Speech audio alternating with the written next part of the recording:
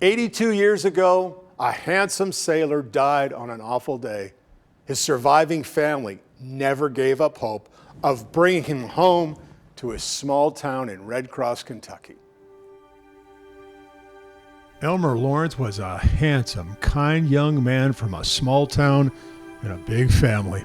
He was the oldest of the boys, and when he enlisted at 23, everyone was so proud. He left behind that big family and his pretty sweetheart local teacher, Marie Copus. Then the shocking news. We interrupt this broadcast to bring you this important bulletin from the United Press. The White House announces Japanese attack on Pearl Harbor. Dead at 25. Entombed in the capsized USS Oklahoma at Pearl Harbor, December 7th, 1941. A date which will live in infamy. It broke everybody's heart. So even though none of us, hardly any of us that are living today knew him, we knew him because they kept his memory alive. They kept Elmer with all of us. Nashville singer-songwriter Sheila Lawrence fought long and hard to bring cousin Elmer home. She began in 2010 when the Navy started doing DNA testing in the Punch Bowl Cemetery in Hawaii. They started looking at the hundreds of unmarked graves of anonymous veterans. She actually visited the Punch Bowl while on tour. And when we drove in, I started having multiple cold chills. And I told Daddy, he's there. I know he's there.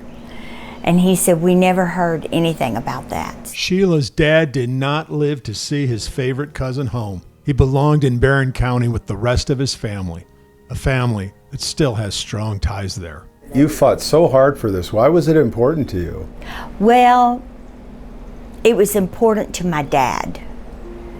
My dad was 3 years younger than Elmer, and he really looked up to him. He just thought he was the bee's knees, In fact, in her dad's dying days, it was cousin Elmer he was talking with. He said, did you see Elmer? And I said, no, I didn't. He said, oh, you missed him. He was here, and we got to talk. And I said, that's great. That's great. So I have to believe that Elmer was helping him cross over, maybe. So that was part of it too. It's like, okay, you helped my dad, we're gonna help you.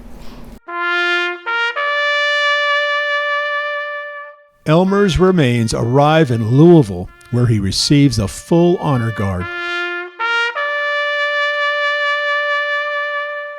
His temporary marker will be replaced with his own marker and his own hallowed spot in Barron County earth. After 82 years, Elmer Lawrence is home.